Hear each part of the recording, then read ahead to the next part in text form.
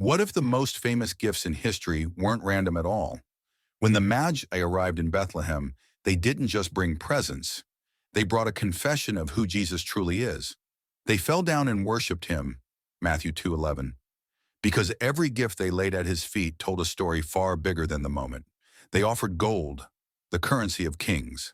Psalm 72:15 ties gold to royalty, and in giving it, the Magi declared what heaven already knew. This child was no ordinary baby. He was the King of Kings. They brought frankincense, a sacred incense reserved for the worship of God alone. Exodus 30:34. In that gift, they acknowledged that Jesus was more than a ruler. He was God in the flesh, worthy of worship and reverence. And then there was myrrh.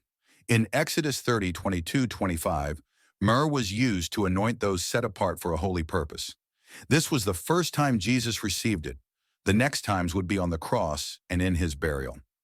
Myrrh whispered a sobering truth. This king was born to suffer, to die, and to rise again so that we could be saved.